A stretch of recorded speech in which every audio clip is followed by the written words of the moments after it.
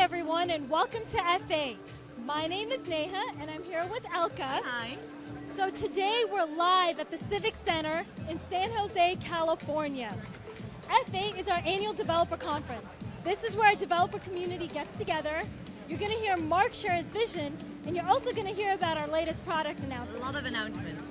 So Elka, this F8 is especially, important and a little bit more special to us. Do you know why? I actually know why, but I think let's share it with our online audience. So it's 10 years. It's our 10th anniversary since our very first F8. So our first F8 was in 2007, where we announced Facebook platform. And 10 years later, a lot has changed, as you can see. From having several hundred people, now we have several thousand people and a lot more online, right? This is actually the biggest F8 to date. We are joined here by over 4,000 developers that have traveled in from 96 different countries. It's like a truly global conference right now. And we have big companies represented, small startups, students, indie developers, and anything in between.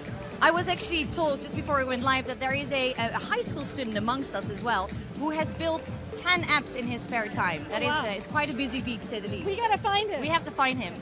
And it isn't just here in San Jose that people have come together to hear about Facebook's latest product announcements. At this exact moment in time, in 45 different locations around the world, F8 meetups are happening. Let me name a couple. Tel Aviv, Stockholm, Helsinki, my hometown Amsterdam, Sao Paulo, Lima. Meetups are happening everywhere. Local developer communities are coming together to watch today's opening keynote.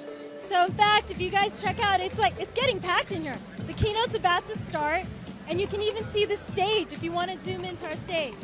So this is the biggest installment that the Civic Center's ever had. Can you believe that? Well, I can tell because it's massive. Naya, you've been with Facebook for a while, right? Yes, in fact, we both have. We both have been here for 6 years. It's a long time in Facebook years. terms, that's but true. Naya has been part of the last 4 F8. So Naya, what does it take to put a conference like this together? It takes a lot, let me tell you sure it that. does. But it's just so special. This is one of the few opportunities where we have everyone from Facebook across different functions, different product areas. Our family of apps come together. So it is really special. It is. And the place is looking incredible. What's the thought behind that? So every year we put a lot of effort and time into the look and feel and the actual experience of F8, because that's something special to us. So you saw the keynote, you see our badges. We have this year, every year it's a different design. So this year we went with vibrant colors and different shapes to represent different types of connections. Hey, and what about the keynote? What's the tradition there? So the keynote, every year, as you guys know if you've tuned into F8 before, our CEO, Mark Zuckerberg, kicks off keynote. You can also expect to hear from Deb Liu, who's VP of Platform and Commerce, Ime Archibong, who's VP of Product Partnerships, David Marcus, who's VP of Messenger Products, and a lot of other executives on the keynote stage. It's going to be a spectacular keynote, but F8 does not end here in the Civic Center. Actually, across the street in the San Jose Convention Center is where F8 is going to continue for the next 2 days. We will have over 60 different sessions happening that you can watch on VOD later on once the sessions have taken place as well. So go to developers.facebook.com/videos in a couple of hours to watch these sessions on your own convenience. Hey, Anea, what are the type of topics that are being covered? So as you guys know, it is a developer conference, so there's going to be a lot of technical content. You're going to hear about our core products, like login, account kit, Facebook analytics for apps, but it goes beyond that. You're also going to hear about our ad products and a lot more. And it's not just about the content. It isn't just about the content. Developers are coming here together to also learn from each other. And talking about developers, we are here with Lena, and Lena actually is one of the first people to have built a bot in Africa. Lena, welcome. Where have you traveled in from today? I'm traveling from Carnegie Mellon, Africa. It's based in Rwanda, and we're really excited to be here. So what we did in Africa is that we built a bot that is connecting about 10 million businesses. We are bringing content online. We are making people, we are helping people to be able to interact on Facebook with the buyers, and businesses can also sell their products on Facebook. So this is the thing. They don't have to set up a shop. No, they can completely operate from home, and they can even have a warehouse that is completely off town. So that is so exciting for us. So what are you looking forward to about today? So I'm here with 4 of my colleagues from CMU Africa, and we are here to represent the university. We are letting people know that we are here. It's in Africa. CMU is building capacity. It's building engineers. This year we're going to be graduating 100 engineers in Africa, and we want to create partnerships so that we can bring some of these things to Africa because we are there. We can do this. Well, that's amazing. I think you're going to hear a lot of things that are relevant to you in the keynote. And also, one other thing is our dev garages. So definitely that's a great place for everyone. And Lena, you should definitely check it out to learn about all of our products. Messenger, of course, is going to have a booth there. And our dev garage is basically booths where you can talk to our product experts, hear one-on-one about any questions you have, about your own integrations, and just learn more. Spectacular. Lena, thank you so much for being with us here today. Enjoy F8 both days, and a safe trip back. All right, take care.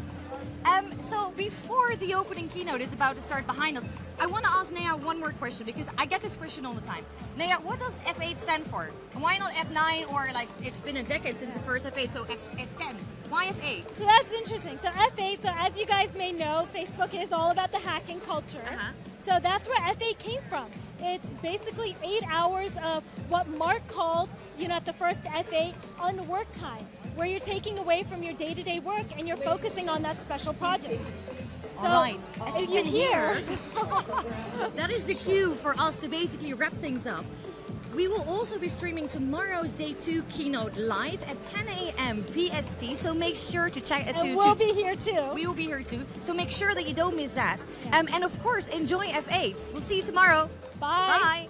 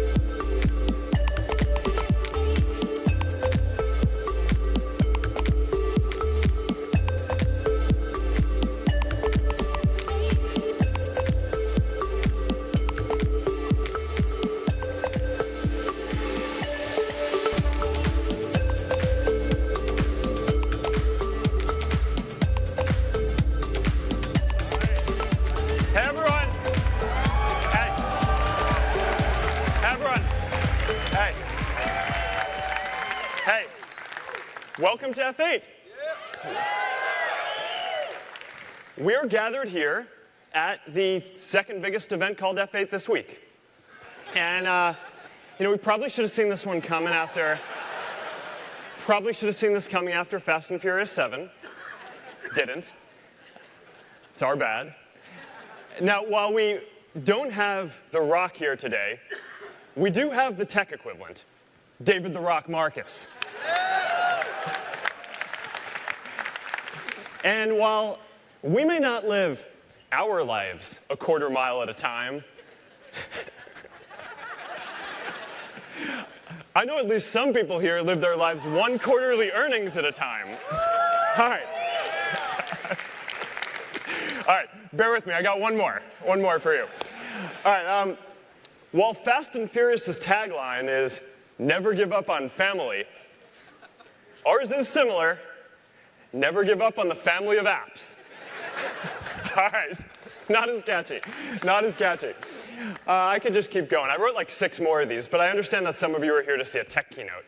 So let's get to it. So you may have noticed that we rolled out some cameras across our apps recently. That was Act 1. Photos and videos are becoming more central to how we share than text, so the camera needs to be more central than the text box in all of our apps. So today, we're going to talk about Act 2, where we go from here. And it's tied to this broader technological trend that we've talked about before, augmented reality. Now, before we get into that, last month I wrote a letter on building community. I have it here. And it's long. It's like 6,000 words. And I'm not sure if all you guys got a chance to read every word of it, so I figured maybe we just start by reading it to you right now. All right. In all seriousness, this is an important time to work on building community. We live at a time when society is divided, and we all have a lot of work to help bring people closer together. And when we talk about this divide, a lot of us talk about the economic issues. But I think a bigger part of the solution is social as well. We all get a lot of meaning from the communities we're a part of, and whether they're companies or churches, sports teams or volunteer groups, they give us a sense of purpose. Right? This feeling that we're a part of something bigger than ourselves, that we're needed, and that we're not alone. So these groups make up our social fabric, and that's why it's so striking that membership in all these groups has declined so much over the last few decades. Since the 70s, membership in all kinds of different local groups has gone down by as much as a quarter. That's a lot of people who now need to find a sense of purpose somewhere else. For the past decade, Facebook has focused on connecting friends and family. And now, with that foundation, our next focus is building community. We've always done a lot of work to help people share and get a diversity of opinions out there. And we're always going to do this. But now, in addition, we're also going to work on building common ground. Not just getting more different opinions out there, but also helping to bring people closer together. And there's a lot to do here. We have a full roadmap of products to help build groups and community, help build a more informed society, help keep our communities safe. And we have a lot more to do here. And we're reminded of this this week by the tragedy in Cleveland. And our hearts go out to the family and friends of Robert Godwin Sr. And we have a lot of work, and we will keep doing all we can to prevent tragedies like this from happening. Now, since this is F8, our developer conference, today we're going to focus on the technology that we're building together for the long term. Because in the future, technology is going to keep making us more productive, and that's going to change how we all work. It's going to free us up to spend more time on the things we all care about, like enjoying and interacting with each other and expressing ourselves in new ways. In the future, I think that more of us are going to contribute to culture and society in ways that are not measured by traditional economics and GDP. A lot more of us are going to do what today is considered the arts. And that's going to form the basis of a lot of our communities. So that's why I'm so excited about augmented reality, because it's going to make it so that we can create all kinds of things that until today have only been possible in the digital world. And we're going to be able to interact with them and explore them together. So at last year's F8, we talked about our 10-year roadmap to give everyone in the world the power to share anything they want with anyone. And one of the key long-term technologies that we talked about is augmented reality. Now, we all know where we want this to get eventually, right? We want glasses or eventually contact lenses that look and feel normal, but that let us overlay all kinds of information and digital objects on top of the real world. So we can just be sitting here and we want to play chess, snap, here's a chessboard, and we can play together. You want to watch TV? We can put a digital TV on that wall, and instead of being a piece of hardware, it's a $1 app instead of a $500 piece of equipment.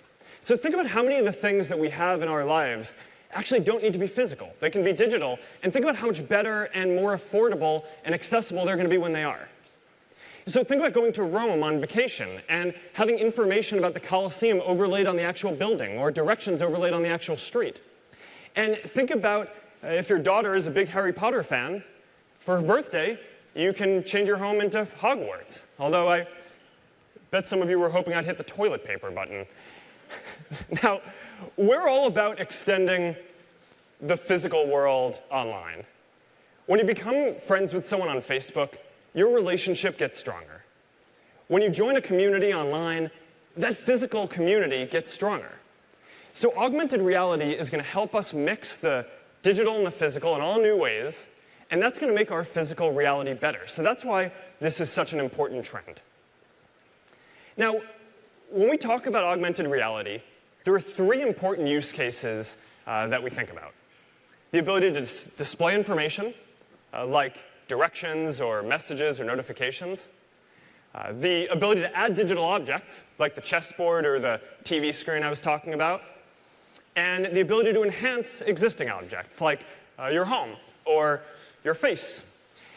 Now, I used to think that glasses were going to be the first mainstream augmented reality platform, and that we'd get them, maybe 5 or 10 years from now, we'd get the form factor that we all want. But over the last couple of years, we've started to see primitive versions of each of these use cases on our phones and cameras. So for displaying information, we've all seen people take photos and write text on them, or circle things or draw arrows to highlight information. For digital objects, we have games like Pokemon, where you can overlay a digital Pokemon on top of the real world in front of you. And for enhancements, we have things like face filters and style transfers to make our images and videos more fun. Now, a lot of people look at this stuff, and it seems so basic, right? And you ask, maybe this is just what kids are into doing these days. But we look at this, and we see something different. We see the beginning of a new platform. We're not using primitive tools today because we prefer primitive tools. We're using primitive tools because we're still early in the journey to create better ones. And in order to create better tools, first we need an open platform where any developer in the world can build for augmented reality without having to first build their own camera and get a lot of people to use it. But when you look around at all the different cameras that are out there today, no one has built a platform yet. So today, we're going to start building this platform together. And we're going to make the camera the first mainstream augmented reality platform. So if you take one thing away from today, this is it, right here. We're making the camera the first augmented reality platform.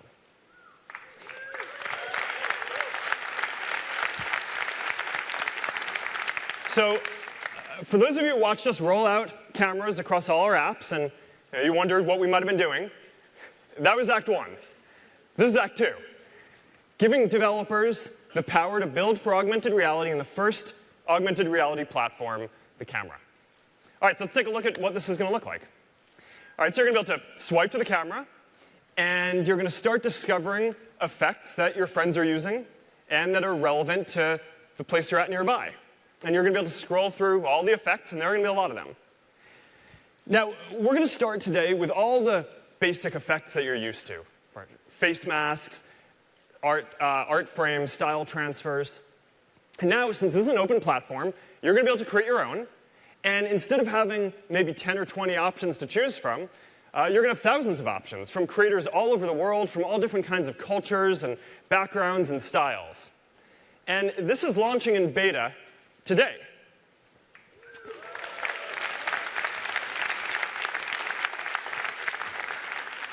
Now, this is just the first step, though. So we have a lot crazier stuff that I want to show you that's going to be coming soon. So now, for real augmented reality, you don't just want the ability to do those tools. You also want the ability to have realistic 3D objects.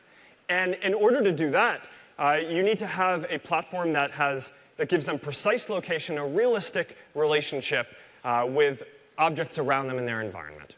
So there's an AI technique for doing this called simultaneous localization and mapping, or SLAM, for those of you in the AI community.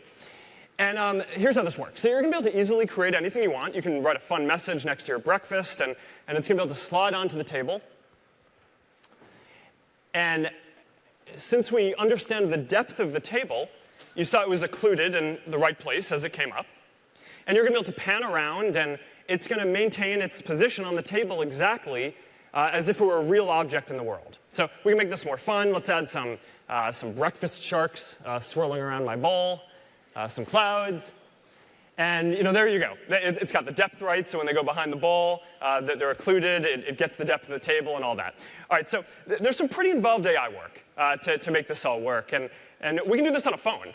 So but we're just getting started. This is just the first one that I want to show you. These are the technological foundations for advanced AR. Let's go to the next one. Now, since we're mapping out these scenes in 3D, right? Since we have the depth of an image, we can go from taking a still photo to mapping out a whole 3D scene. So this actually was taken from a 2D still image in our office in Seattle.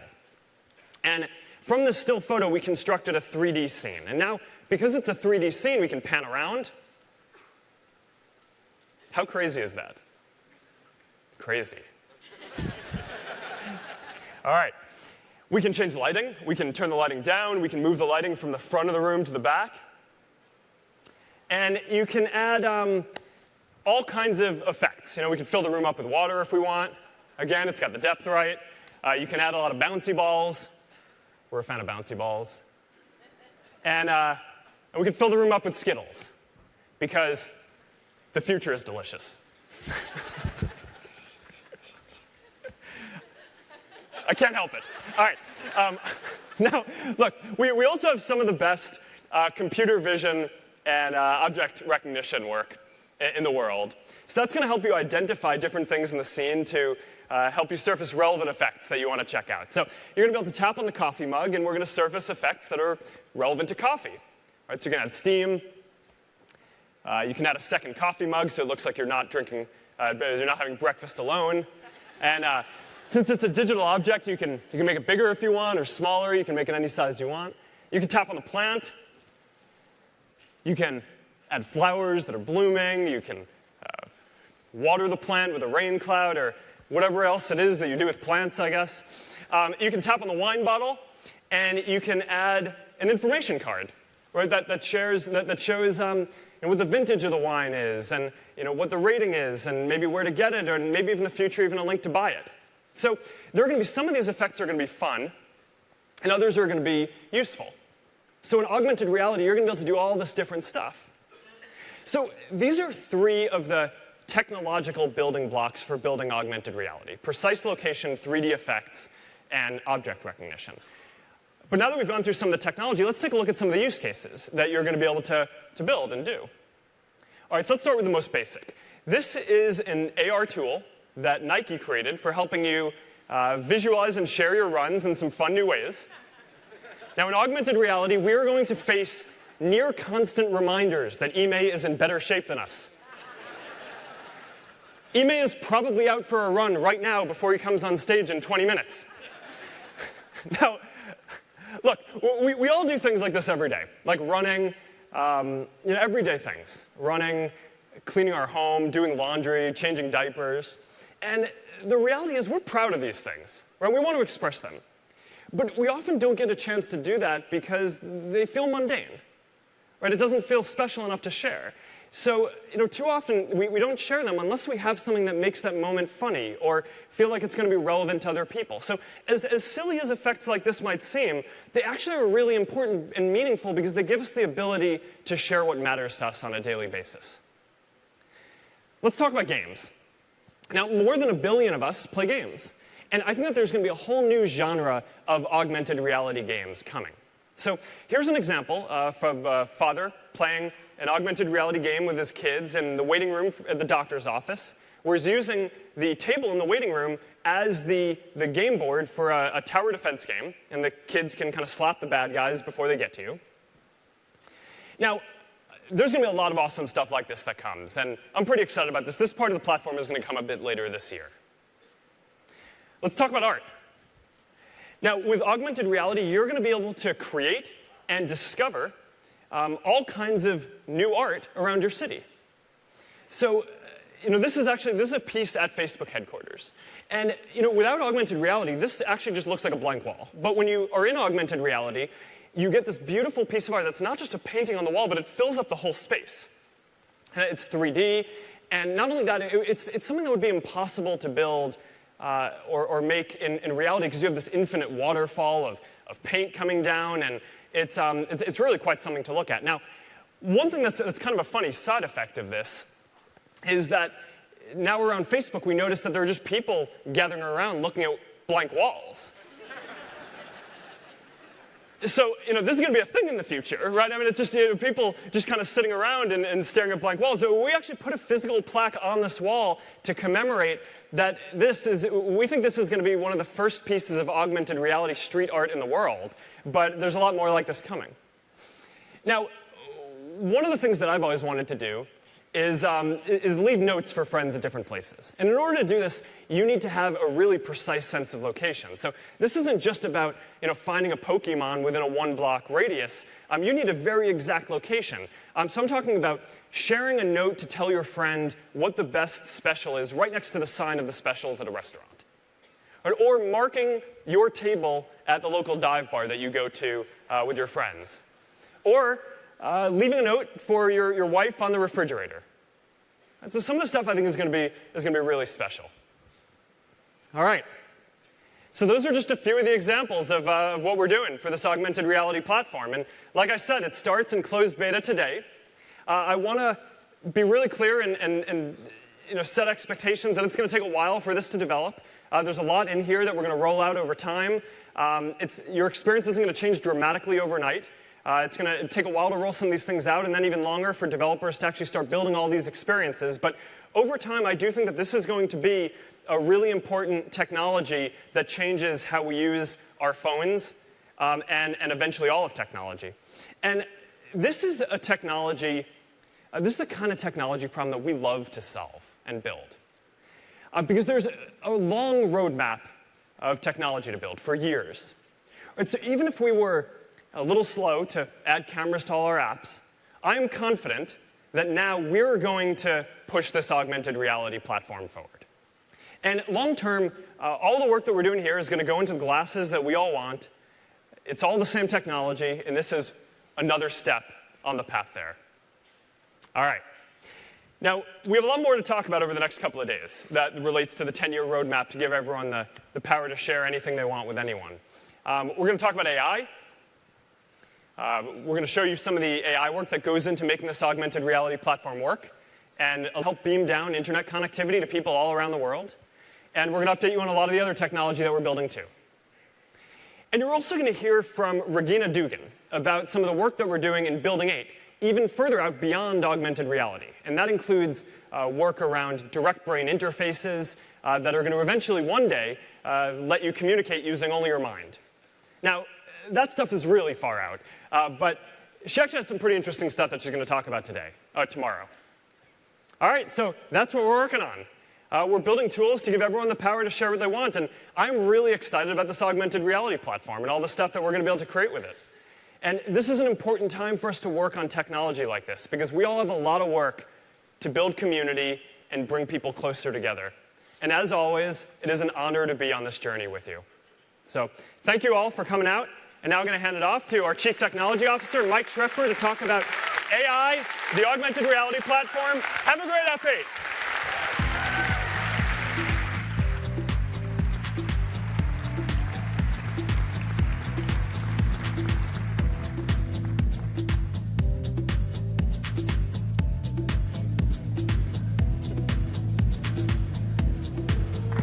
Hey, everyone.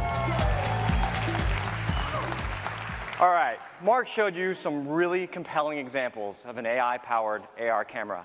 What I wanted to do is geek out with you guys for a few minutes and pop the hood and talk to you about the technology that powers these experiences. What enables all of these experiences on a phone today is a revolution in computer vision, a subfield of artificial intelligence. You can trace today's changes in computer vision all the way back to the 1990s. This is Jan LeCun, the director of the Facebook AI Research Lab, where he revolutionized computer vision in the 90s. He replaced years of hand-tuned models, hand-tuned heuristics, with a learning network, a convolutional neural net. that would learn the weights and how to figure out what to extract from this image simply by looking at the pixels in that image. Now, it took almost 2 decades for the entire community to figure out how to apply this technique, convolutional neural nets, to the task of image and object recognition. And that's in 2012 when AlexNet won the competition called ImageNet at 55% accuracy in detecting objects. And over the next 4 years, we saw an astonishing rate of improvement from 55% accuracy to 80% accuracy. To give you a sense of this qualitatively, let's look at the same image run through state-of-the-art computer vision networks from 2012, 2015, and today. So on the left, AlexNet, this 2012 network, would only be able to tell me some really basic information, like there's a person in this photo. Not totally useful for real-world applications. By 2015, we started to get not just object identification, but a sense of localization. So where in this image are the different objects? But if you look closely, you can see it's nowhere near perfect. That purple line there, that's supposed to be a refrigerator. Most of us know refrigerators are rectangles. That's not really a rectangle, right? Just last month, the Facebook AI research team released a new state-of-the-art network called MaskRCNN. Performs better on any existing benchmarks than any other published systems out there. You can see this qualitatively. See the nice sharp mask around the different objects in this scene. But that's not all it can do. We can also get a 17-point key point detection to detect not just where a person is in the scene, but exactly how they're posed and oriented in that scene. So with this sort of technology, you can start to enable new ideas, like being able to mask out the background even when you have someone moving through it at high speed. Or let's say I took an awesome vacation video and a windsurfer rudely interrupted my view. Not a problem, with a little computer vision on my side. So that's step one. Our research teams are pushing the state-of-the-art of the bounds of computer vision and AI, and we have some of the people who founded this in the 90s and are pushing the state-of-the-art today. But step two in building this AR camera is taking these algorithms, which often require big, beefy servers that require hundreds of watts of power to run and train, and getting them squished down to run on your cell phone in your pocket. Our first test case for this was a technique called style transfer. It's a fairly cool but straightforward technique where you take the style of a painting, say Starry Night, and you paint it onto an image. To give you a sense of the progress we made on this over the last year, our engineering teams took an algorithm that could barely run on a big desktop machine and have got it running up to 30 frames per second on the phone in your pocket. That's several orders of magnitude improvement. To give you a sense of this qualitatively, this is where we were on the left last summer. This is style transfer. If you can't see, it's this like little 128 by 128 block that's supposed to look like a Lego. Actually looks pretty bad. There's a lot of noise in the scene. On the right is what you have in your pocket on your phone today with Facebook and Messenger. Beautiful 720p real-time style transfer. To give you another sense of the state-of-the-art of progress, I showed you earlier in this talk MaskRCNN, state-of-the-art computer vision algorithm, released last month by research teams. We shot this video this morning of that same algorithm running on a phone at 5 frames per second. So we're doing this keyframe matching where you can see the exact pose of each of the individuals in this scene. So our teams have gotten really good at rapidly taking state-of-the-art technology and putting it in your pocket in your cell phone. You've seen other releases like last week when Instagram released sticker pinning, where you can drop a sticker in the world and create, for example, virtual Easter egg hunt. But as Mark talked about, there's many foundational technologies. That example of Instagram is region tracking. I showed you style transfer, image recognition, localization. But one of the key techniques here to power many of these augmented reality experiences is called SLAM, or simultaneous localization and mapping. Now, to do this for real, to get a real 3D map of the world, is very hard. Luckily, our teams on Oculus VR have been working on this problem in the context of VR. Last fall, we demonstrated a prototype headset from the Oculus team called Santa Cruz. And the idea of this headset, it was a standalone VR unit. Does not require a cell phone, does not require a PC, no special hardware installed in your room. You just grab the unit, put it on your head, you're instantly in VR. Now, the thing that makes this work is actually SLAM, because this device has 4 cameras on it, and as I'm walking through the real world, those cameras are tracking my motions in the real world, translating those to motions in the virtual world to make sure that that virtual world perfectly matches my movements. Now, doing this in the VR context is really hard and completely unforgiving. If we get this wrong, your virtual world doesn't update and you break immersion immediately. So we've got this technology working really well in this context, and we use the same techniques we use to optimize style transfer, region tracking, the mask RCNN, and applied it to SLAM. And this is what Mark showed you. So when I'm moving my camera through this view, we're getting a perfect track of where that camera is in relation to the room. We're also reconstructing the geometry of the room. So we know that that table is a plane and the rough geometry of that bowl. So as I place virtual objects in that scene, they're perfectly placed and stay pinned to that scene. Even if I move the camera out of the view and back into it, because we're actually building a map of that scene, you'll still see the objects placed in the right location. Now, I could geek out with you for like an hour longer, but we got other people to come talk to you today about lots of amazing technology, so I'm going to have to stop it here. And on day 2, we're going to talk in a lot more detail about all the other technologies we're bringing to bear in AI to put this power in your pocket. And as excited as I am about all of this technology, I'm even more excited to get it in the hands of you, our partners and developers. And to talk about how we're going to do that, I'm going to welcome Deb Liu to the stage. Thank you, everyone.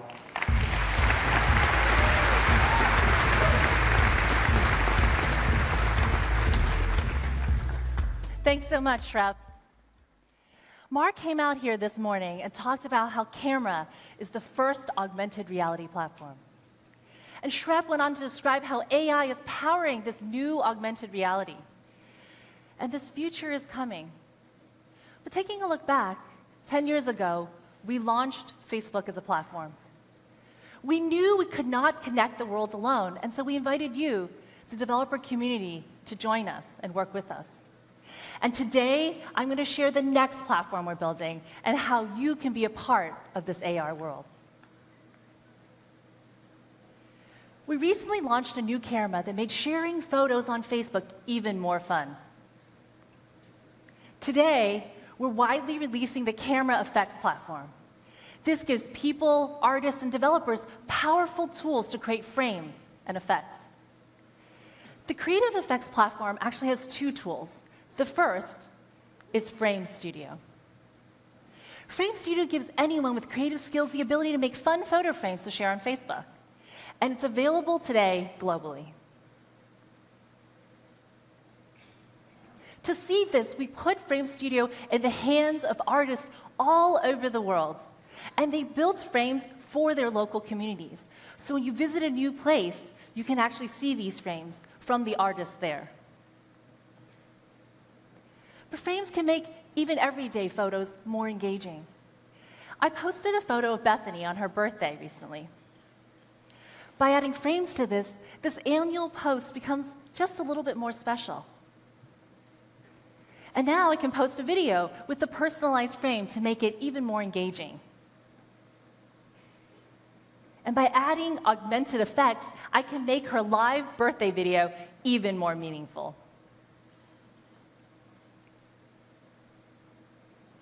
This new content type brings AR to everyday life.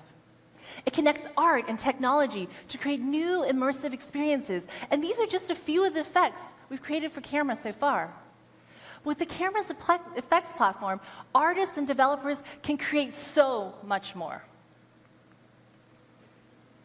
And we're excited to announce a second tool, AR Studio, that makes this all possible. But imagine you had to build all of these things on your own. Imagine the kind of large engineering and design team you would have to bring together to make that possible. But AR Studio simplifies all of this. It allows you to create animated masks and interactive effects that respond to actual motion and data. So let's take a look at a couple of my favorites. This isn't widely known, but I'm a gamer. And yes, my gamer tag actually is Debonator. Here's an example of EA's PC and console game, Mass Effect Andromeda, something I spent way too many hours on already. It uses our camera to build an immersive experience to talk about my gameplay. Let's take a look behind the scenes at AR Studio. With real-time face tracking, you can layer a 3D mask to fit any face. And you can have that mask actually respond to facial motions. So when a mouth opens or a head moves, you can have it automatically respond without writing a line of code. And when you flip the camera, you can see stats from my latest mission. And using the scripting API, you can create a leaderboard and dynamically put it in 3D space. On top of that, you can pan the phone, and actually using sensor data, you can experience the game visuals in augmented reality. EA used AR Studio to make this engaging effect possible. For you soccer, or as the rest of the world say, football fans, I would love to show you this effect from Manchester United. It brings real-time data from an actual match that's happening and adds it to your video. So when Man U scores, you see the effect come up as goal, and you hear the cheering and there's confetti. So imagine having this effect available for your favorite sports team in the next game. This even works on live video. Giphy is a way to express yourself through images. So if they say an image is worth 1,000 words, an animated one must be worth 10,000. So you can take this effect, and it does something really interesting. It actually responds to the interactions from viewers. So when someone types a hashtag or votes by a poll, you can actually make it respond in the video itself. Giphy is making this available soon, so make sure you try it out. This is what we're releasing today with AR Studio. But it is the very first step in a long-term journey, and we're just getting started. So let's take a look at the future together. Mark painted a picture of how AR works in the camera. And Shrep talked about taking the amazing power of AI technology and adding it to that. But I want to share with you a vision of how we'll realize this for the developer community so that you can code against the real world. Imagine you're a local coffee shop. When people see the world, they can intuitively understand exactly what's happening in the scene. But when a camera sees the world, it sees things in 2D. It takes inputs and turns them into pixels. That makes making AR experiences really hard to conceptualize and bring to real life. But AI changes that. It turns 2D imagery to 3-dimensional structured data that developers can build against. AI actually creates rich context so you can understand the surroundings. So in this case, we're using a deep neural network to infer that you're indoors and in a dining establishment. So we tell you you're inside of a restaurant.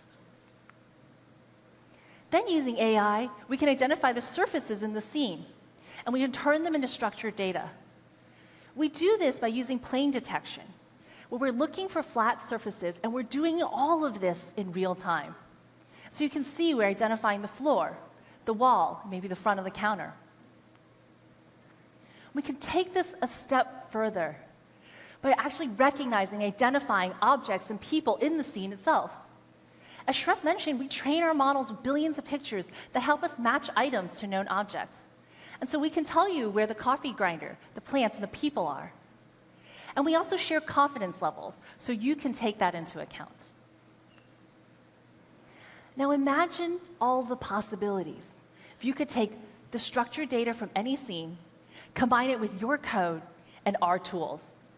This will enable you to create an augmented reality experience that people can interact with in the real world in real time. Here's some examples of what you could build. Imagine you could allow people to leave directions or notes for their friends. Or you can give people more information about where they are. Or let them drop digital objects that other people can find and interact with right in that spot. All of this is possible because the camera turns the scene into structured data. You add your code, and you can build this experience. We will enable this in our SDK in our tools in the months to come. But there's so much more, as Shrep said. We're bringing hand tracking, body skeletal tracking, so much new technology, and we're making it available to you, the developer community, through the camera platform. The journey to the future of augmented reality is just 1% finished. And I can't wait to see all the amazing and new experiences we build together. Thank you so much.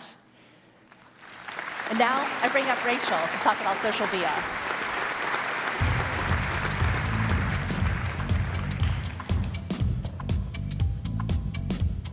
Hi, everybody. earlier, you heard Mark describe a future where virtual reality will transform the way we connect with our friends and our loved ones and our communities. VR is a technology that gives us something no other technology has before, a magical feeling of presence, the sense that we're really there together even when we're apart. Now, because of this, VR is a naturally social platform, and we're building it with people at the center.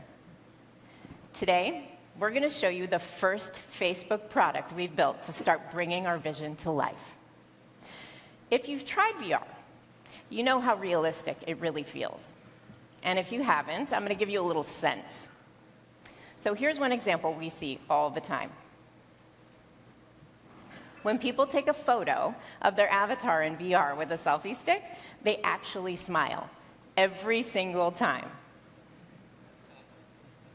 And one time, during one of our early demos, we had this bug where the avatar hands stuck together. So two people could not stop holding hands. And incredibly, they both found themselves blushing. And the guy even joked that he needed to go home and tell his wife.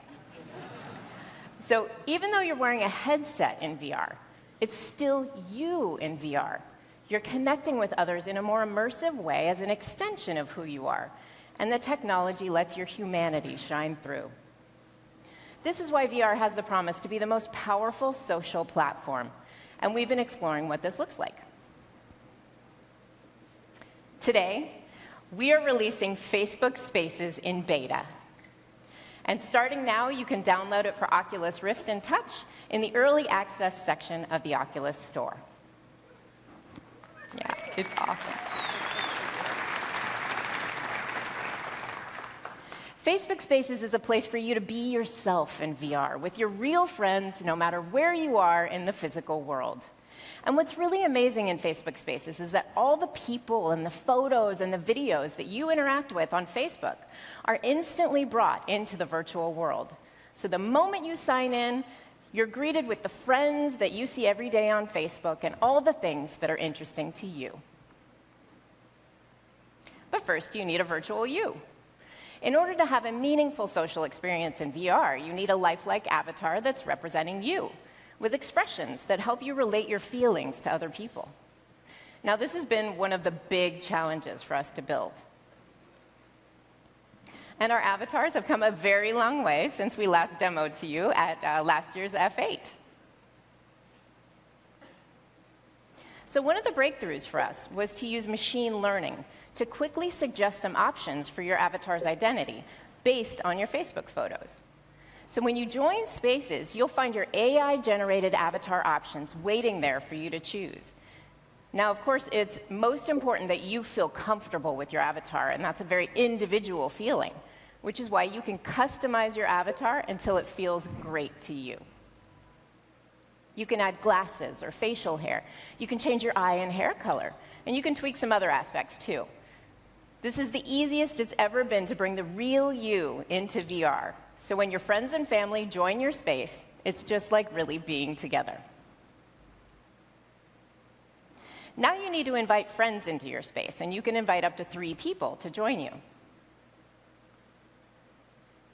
Now, once you're all there, you'll have interactive ways to have fun together. You can draw in the air with a virtual 3D marker to create anything you can dream up, from costumes to toys to handmade games. Now, as a kid, I wanted to be an astronaut, true story. So this is me living out my dream in VR and drawing my space helmet. You'll also have countless 360 videos based on your Facebook interests that you can experience in VR together. Now, I may not have actually made it to space, but I can tell you there is nothing like seeing the vastness of outer space all around you with your best friends. So whatever it is that captivates you, you'll have the entire library of 360 photos and videos from Facebook at your fingertips, ready to just pull into your space and experience with your friends. And of course, there's a selfie stick. So it's really fun when your friends can be with you in VR. But what if they can't be with you in VR? Well, we've integrated Facebook Spaces with Messenger video calls.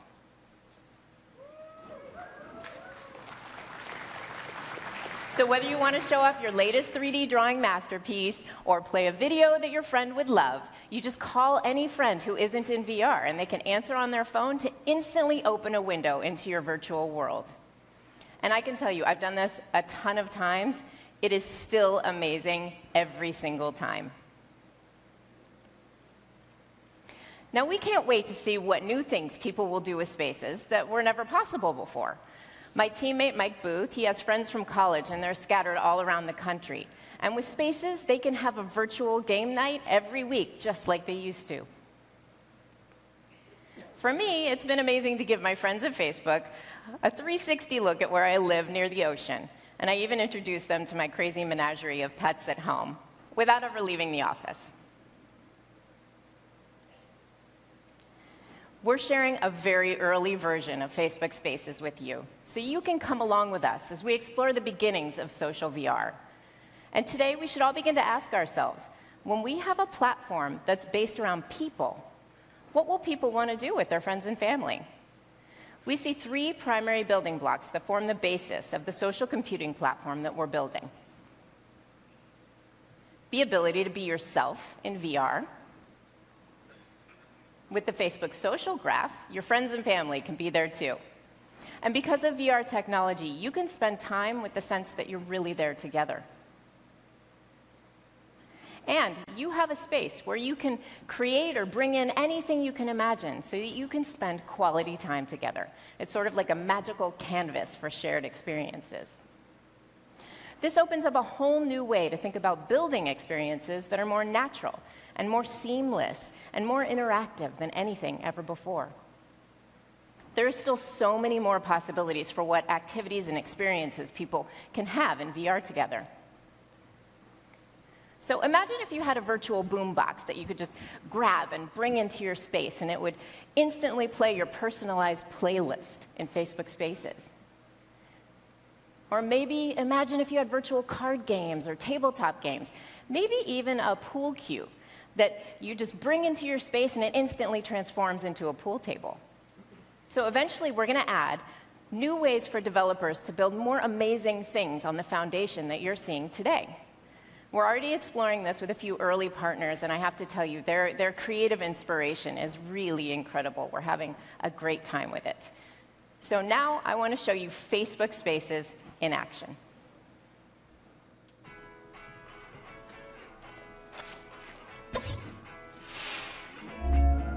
Hey, sis. Hey, Jack. Are you all excited for our trip? Yeah, and look what I found. This is so cool. Is this the same spot we're going to? I hope so. And look, I think that's where we're taking the boat tour.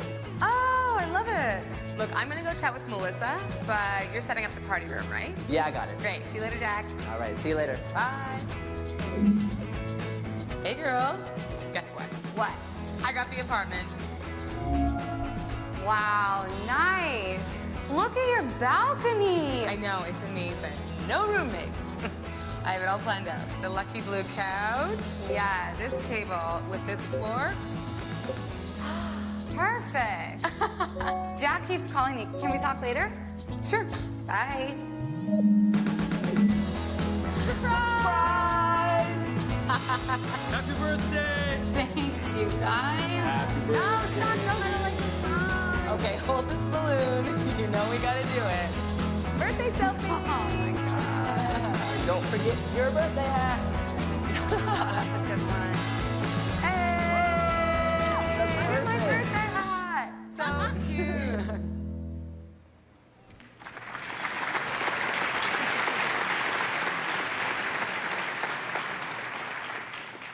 So please, I encourage you to go try Facebook Spaces today. We have demo booths out on the show floor so you can experience it for yourself. And our team has had so much fun building Facebook Spaces. We've only just scratched the surface of social VR technology. And we see a future wherein it will transform the way people around the world will stay connected with their communities and those people that they love. So we can't wait to get there together with you. And now please welcome our VP of Product Partnerships, Ime Archibong, who will talk about our developer communities. Thank you.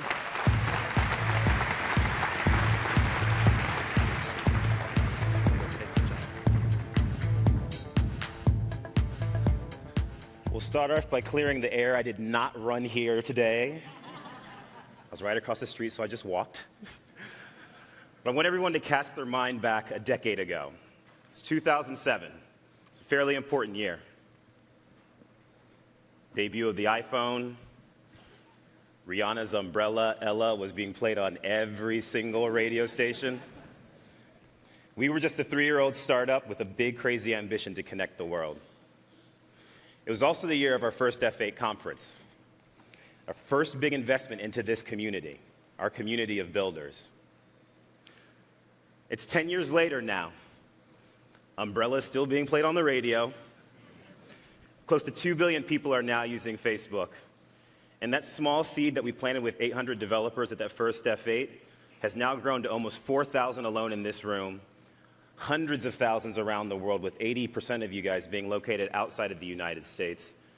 And over 1 million people will be watching this live stream. So the question I ask is, with all this community growth, why are we still here a decade later in this room together? The answer that I have is that every single one of us have realized as days go by, more and more people realize that the opportunities and the complexities of the world are only becoming more challenging for us to solve. And that for us to actually ever build anything of consequence, we have to figure out ways to invest in one another and build together to make it meaningful. Now, if I didn't study computer science and electrical engineering, I probably would have studied economics. I've always loved the way that The Economist, in one very dense and concise article, could demonstrate how a macroeconomic concept can have a profound impact on society. One concept that I've always been fond of is the multiplier effect, which is this idea that when an input changes, like government spending, there's a larger output that also changes on the other side, like GDP. So for example, if a government was to invest in building a road, that investment leads to easier transportation, which leads to distribution of goods, increases commerce and trade, and ultimately leads to more investments and more growth. Well, based on our track record over the last decade with this community right here, I actually think the same concept applies to us in this room. When we find the right and the appropriate ways to invest in one another and to build together, we end up touching more people, communities grow over time, and with that changes, improvements, and connections. Over the last 10 years, our approach to investing in you guys and investing in this community has been twofold. One has been through programs, and one has been through building products. One program that you should all be familiar with is FB Start. It remains our global program to try to identify and invest and support high-potential early-stage startups. But our vision was never limited to just early-stage startups. In fact, we want to invest in anyone out there who's a potential multiplier. So today, I'm really pleased to announce that whether you are a student learning how to code for the very first time, or whether you're an experienced coder who's looking to exchange technical best practices right now, that our new program, you will find a meaningful community for yourself called Developer Circles, which was built to support local communities in the exchange of technical knowledge. Now, Developer Circles are led,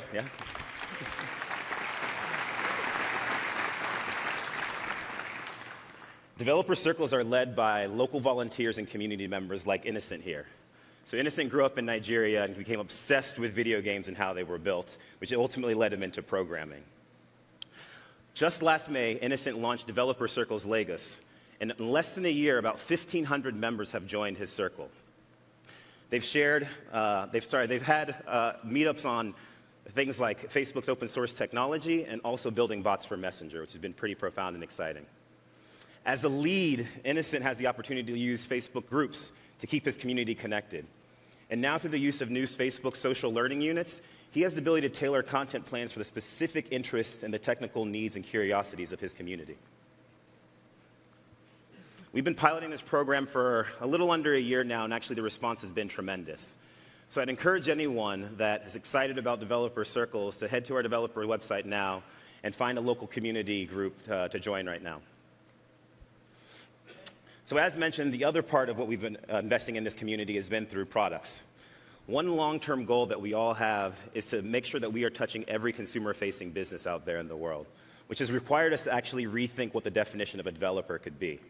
These days, more and more non-technical types, be it a musician, an NGO, an artist, a marketer, a business owner, are finding value in our products and using them to fuel their ambition. These folks too are multipliers, and these folks too are part of this community. For example, Ryan Leslie is using our Messenger platform. As an independent music artist, Grammy nominated, Ryan's ambition is to create a more supportive community of his fans. I met Ryan in 2015 when he was building Superphone, which is an intelligence platform that surfaces the most valuable conversations that he's having with his fans. Since going independent and since leveraging technology like the Messenger platform, his fans have supported him in a way that they've donated over $3 million to him in direct support. Ryan is a multiplier in making it happen. There's also Chesinga Muyoya, who's using our Free Basics platform. Chesinga's ambition was to create a safer community for women across Zambia. In 2014, when I met her and her team at Bongo Hive, a tech hub in Lusaka, they were just launching RAP, an application to help Zambians understand women's rights. That year, they launched on our Free Basics platform, making their application available to millions of people across the world who have historically been unconnected to the internet. Chesinga, too, is a multiplier. Then there's Yosemando Sobral, who's using, essentially I say, as all of our platforms. As the co-founder of Collab, a Brazilian app dedicated to connect people with their cities, his ambition was all about creating a better civically engaged community. When I first met their team in 2014, they were just getting started. Since then, they've used Login, they're building with React, they've built a bot for Messenger, they've even built on the Free Basics platform. And now their application is being used by over 100 cities. Josemando, too, is a multiplier. And last but not least, 21-year-old Saif Ahmed, who's using our Messenger platform. Based in Egypt, Saif's ambition was all about creating a more informed community of faith by sharing personalized daily devotions. He recently launched Ascarbot as a bot for Messenger, and already today he's reaching over 650,000 people every single day with a daily devotion across the Messenger platform. Saif, too, is a multiplier. Each of these stories demonstrate the multiplied impact that can happen if we're actually investing in each other appropriately and building the right tools for each other. Let's look at a few more examples of multipliers who are using our latest technology and our latest products, starting with identity. Now, as you all know, and I think Mark made clear, that there's been some tension over the last few weeks on who truly owned the F8 hashtag, right? So just for the purpose of these next few slides, I'm going to ask everyone to refer to the movie The Fate and the Furious as the other F8. In all seriousness, as you can see from the other F8's fans on Facebook, there's a very vibrant community of movie lovers across our family of applications. And Fandango, a business that allows movie lovers to discover and then also buy movie tickets, has been using our identity platform for a number of years to connect with people across all their different experiences. Just this past Sunday, I got the opportunity to see the other F8 with my brother and my sister. We talked about it on Messenger. I found the movie times via the Fandango bot on Messenger. I bought the tickets via the Fandango website, and I got the tickets delivered on my app. We want to help businesses like Fandango maintain those critical conversations, relationships across all their different product experiences and channels. So beginning today, we're making it easier for you to connect with people across apps and across bots on Messenger so that you can have a singular conversation with those critical connections. In addition to be able to make sure that you can connect with people across your different experiences, we want to make sure that you can understand people across your experiences. So this past February, when I was traveling in Ghana, we met a data-savvy startup called Azariba. Azariba has built a CMS, a church management system, that they can help churches better understand their congregation. And when I asked the team, given all the different opportunities that exist for you right now across the African continent, why are you spending time investing in churches? Nana, their CEO, quickly replied to me, when you help the church, you help the community. When he said that, I immediately knew that they were multipliers. And it's been incredible to see them in their journey over the course of the last couple of months, where they've now built a stronger and more supportive community based on faith of 1,000 churches and 90,000 church members across the African continent and across the United States at this point. 2 years ago at F8, we stood up on this stage and we gave you a powerful tool for analytics for your apps. Over the years, we've invested in making it a more robust omni-channel solution that now includes support for Facebook pages, includes support for offline conversions. Today, we're pleased to announce all these tools and all these offerings under one new name, Facebook Analytics. The newest feature to Facebook Analytics is automated insights. which is a simple way to have your daily data-driven decisions made for you. Try to say that 4 times fast. Combining sophisticated machine learning and artificial intelligence with our expertise in growth, automated insights will identify trends, abnormalities, opportunities, and surface them to you automatically in our ranked feeds so you can make decisions on. And speaking of decision making, it was an F8 decision that I made a couple years ago that changed my approach to fitness. Now, despite what Mark may have said on stage a little bit earlier, it wasn't until about 6 years ago that I actually identified myself as a runner, right? Until then, I was strictly a basketball player, which meant I ran no more than 94 feet in one direction and 50 feet in the other direction, right? The decision that I made to dog food the social Nike Plus Run Club app that year is what turned me, a non-runner, into a runner, and likely many others, because since that F8 2011, that app has been downloaded more than 58 million times across the world. Nike, too, is a multiplier that's part of this community, and they've done a great job of building a more inclusive community of global runners. They recently integrated our newest product, the Places Graph, which gives them free access to the same location data that's powering Facebook, Instagram, and Messenger. Our belief is simple, is that when you can build a digital experience based on people's real-world context, that it's only a matter of time before supportive offline communities get formed, like the folks that are having a great time in this photo. Big shout out to the Lagos Road Warriors, who is a running community made up mainly of entrepreneurs and techies who let us last year run with them in Nigeria one morning. And as we move into the future, we continue to believe that building more payments products actually will spark the multiplier effect from this community. Whether it's walking into a movie theater to watch the other F8, or walking into a sports store, or walking into a church, we actually think that everyone should have the ability to execute a payment transaction with a simple scan of a parametric messenger code. David will come on here in a few to talk a little bit more about this in a minute. But that's it. Over the past decade, F8 has grown a lot, right? We've gone from just one venue. We've gone from having just one platform. I'm pretty sure we've gone from having just one menu item on the food menu. But more important than what we've actually outgrown is actually who we've grown with, and that's this community that I'm looking at right now. You know, when I look back on the last 10 years and what we've done together, I can't help but be optimistic about the future. You guys have entertained people, you've made fitness fun, you've made communities safer for women around the world, you've built more civically engaged communities, and on and on and on and on. All of these are great examples of the multiplier effect that I spoke about earlier, and what happens when we find the right ways to invest in one another and to build together. That's the only way we're going to build things of consequence. So before I leave, I was flipping through some old F8 photos and looked at, and found kind of the F8 package from 2007. And there was a quote in there that stuck out to me that I think is relevant for today as we look towards the next 10 years together. And it simply said, "Now is the time to build and go beyond whatever has been possible." So with that, I want to say thank you, and I look forward to building the next 10 years with you guys. Inviting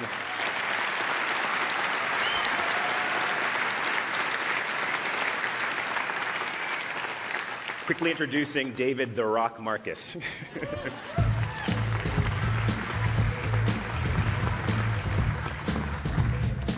Good morning, everyone. Okay, let's try this again. Good morning, everyone. Awesome, awesome. And thank you, Mark, for my new nickname. I have a feeling it's going to stick with me for a little bit. All right, it's been an incredible, incredible ride since last F8. We now have over 1.2 billion people using Messenger every month. That's 300 million more than last year. And across our entire user base, the average number of messages sent every day on Messenger is continuing to increase rapidly, meaning that Messenger is now a more important part of our daily lives. And we come to Messenger to do way more things, to get together in real time with group video chat, now in VR too, to share more and more visual content with our camera and Messenger Day, which is about to get so much better with our VR and camera platform, and even to challenge each other with games. But you know what? Big numbers and product enhancements, while they're important, they're not the reason we come to work every morning. The reason we come to work every morning is the people who are using Messenger every day. People like Emily de la Vara, whose husband is deployed overseas and who uses Messenger video every day so that their daughter can actually do her homework every day with her dad. This is why we come to work every day. Now, let's rewind the clock to last year's launch of Messenger platform. I'm glad we called it a beta, because we got a lot of attention for opening our platform, and then right after, we got a lot of attention for all of the work we still needed to do. And we listened. We listened really hard, and we learned. And then, unfazed by hype or temporary skepticism, we worked really, really hard for the last 371 days, hand in hand with our amazing developer community, because we knew we had something great in the making. And we delivered 4 solid updates to the platform since then, adding more UI elements like quick replies, persistent menus, enhanced web views, better templates, native payments, and we enabled developers to send richer and richer content, such as videos and animated GIFs. And you know what? It's working. Companies are finding success on the platform across a variety of use cases. And there are 3 things that I want you to take away from these. Number 1, if you direct your existing or future customers to Messenger, instead of directing them to a mobile web page or to an app, you will see lift if you build the right experience. But don't take my word for it. Take Meetic, which is part of the Match.com group, that has built a dating bot that converts at a rate that's 30% higher than all of the other channels. Number 2, people prefer to use Messenger to interact with companies. I mean, who likes to call companies, right? So more and more companies are now providing service and support on Messenger. And the results have been stunning. Take Rogers, the largest mobile operator in Canada, that has seen a customer satisfaction lift of over 60% by providing service on Messenger.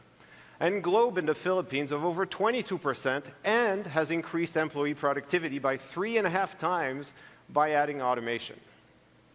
The third thing is that financial services on Messenger are truly starting to find product market fit. From the Amex experience that's now richer and richer every day, to PayPal, which in the last couple of months has connected over 1 million accounts with Messenger. And we have many more financial services experiences launching on Messenger just this week.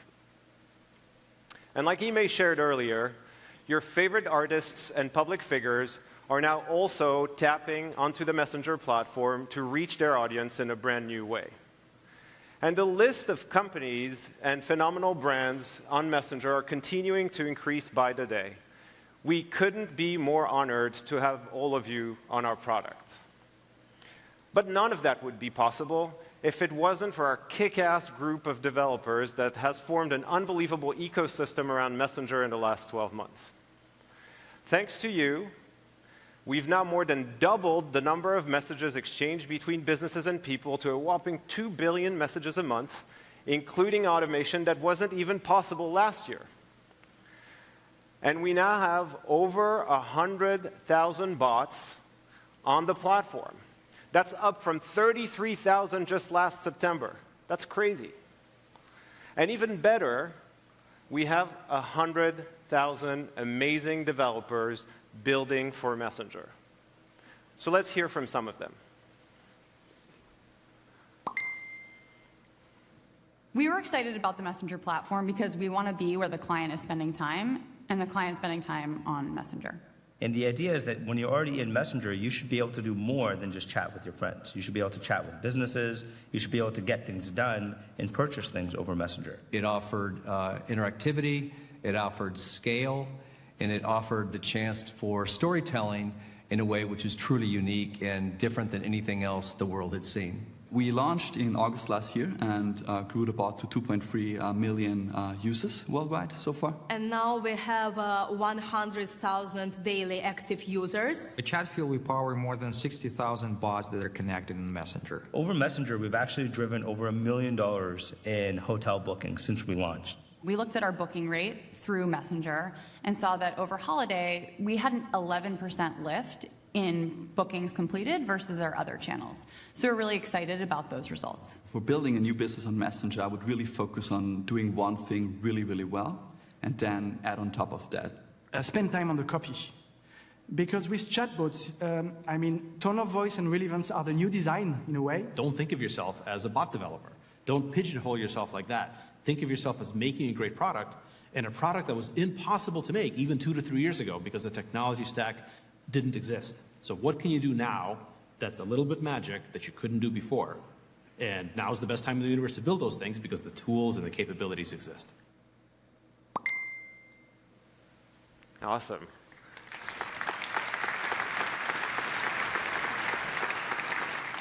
What Phil said, make something that's magic. We now have unbelievable brands and a thriving developer ecosystem on the platform. But one thing we didn't expect was how some of the experiences that you've all built have impacted the world in a very positive way. And I want to share one story with you. This is Murad.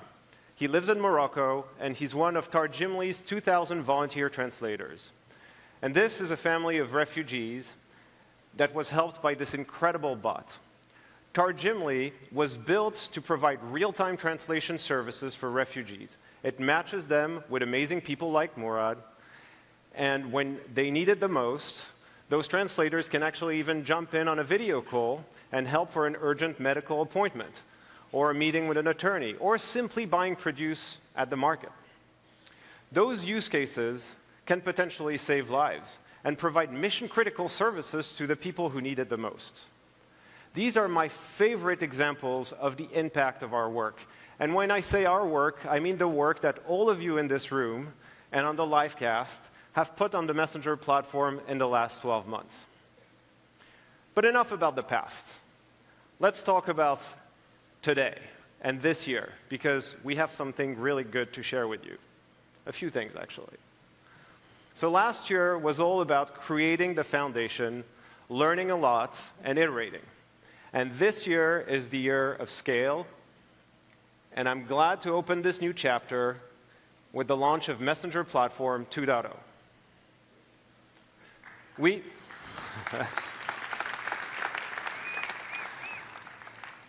We all come to Messenger to easily find and talk to over 1.2 billion people without ever needing a phone number. So when you come to think about it, Messenger has become the de facto white pages of messaging apps.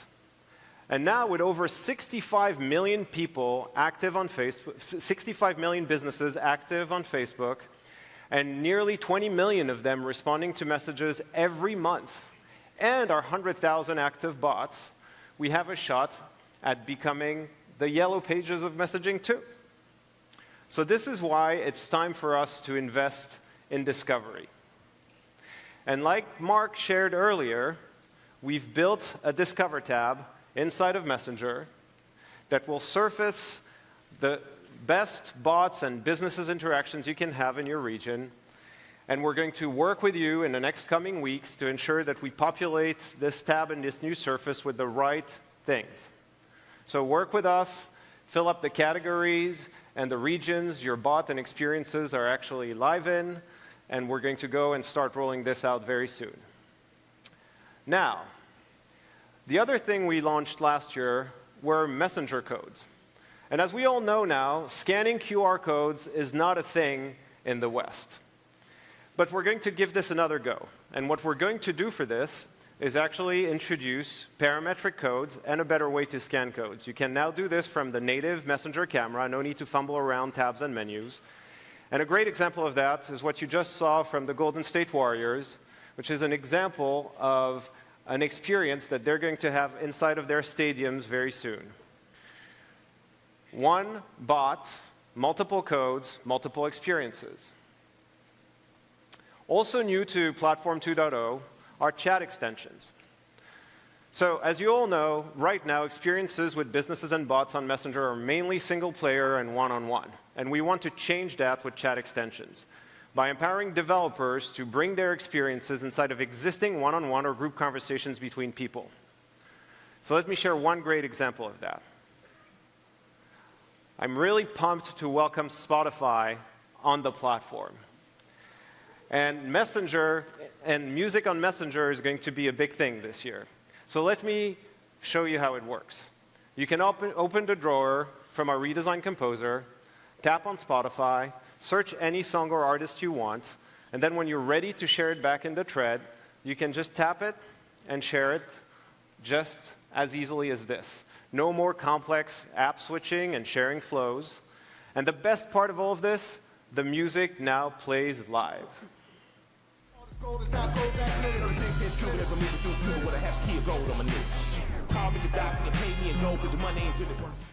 Pretty cool, right?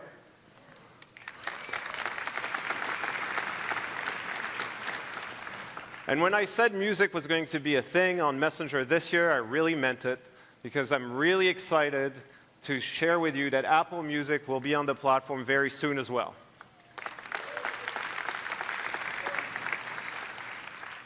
Now, music is not the only use case that takes advantage of chat extensions.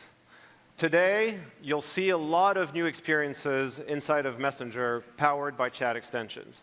Whether it's restaurant reservations, food ordering, movie tickets, entertainment, and many, many more. And this is now open to our 100,000 developers starting today, so you can build your own chat extensions later today. All right, let me talk about AI very briefly. We've made a lot of progress in the last 12 months, and we still have a lot of work to do. But I think we can all agree that automation is going to be a critical part of our joint success. And we want to bring automation to the people who need it the most, which are small business owners, because they don't have time to figure out technology and respond to messages 24/7. They have a business to run. So we're launching smart replies powered by AI, and we're starting very small with restaurants in the US by enabling them to automate responses to messages they get on Messenger. And the way it works is that the Smart Replies engine basically grabs the information that's available from your page, automatically detects the types of questions that are being asked, and responds on your behalf, so you can focus on building your business. We also launched M Suggestions 2 weeks ago. And as you now know, what this does is it basically recommends things to shorten the distance between what you want to do and getting it done. Recommends things like making plans, or sending and receiving money, or sharing your location, or even recommends funny stickers. But I'm sure you're connecting the dots by now. As M gets smarter, it will start making recommendations for chat extensions built by you. And that is going to take a little bit of time to get right, so please be a little patient with us as we fine-tune the engines for each of these intent categories. And while we do that, what we want to do, though, is to see how people will interact with M social and multiplayer recommendations. So to do that, we're going to launch an experience around food ordering in partnership with Delivery.com. And so in this case, you can see that M has detected it's the right time to order food. So if I tap on that suggestion, I start a now social food ordering experience where everyone in that conversation can actually add to the cart. And you can see now Henry and Loredan are adding to the cart. And at the end, I can just check out with native payments. I'm really excited to see how people interact with those new experiences that frankly weren't possible until today. Now, last year, right after Thanksgiving, we launched games on Messenger. Since then, 1.5 billion games have been played. So it's time to take games on Messenger to the next level. And we're going to do this two ways. One is we're introducing rich gameplay that will enable real-time gaming and turn-by-turn games. Two is we're also opening up a game tab so that you can find all of the games that you're playing with and the challenges that you've been challenged by your friends. I'm really looking forward to this, and I don't know about you, but I've really enjoyed challenging all of my friends on games in Messenger in the last couple of months. And now that I have turn-by-turn games, it's game on again. All right. Let me close by saying that 2017 is going to be an amazing year together, with massively improved discovery, chat extensions, better AI, and more engaging games. I really believe that you have everything you need to take the Messenger experience to the next level with your products. I really can't wait to see what you're going to build this year. And the one thing I want you to know is that we're fully committed not only to listen to you, but also to work side by side with you to make you successful on our platform. Now let's go do it. Thank you, and have a great F8.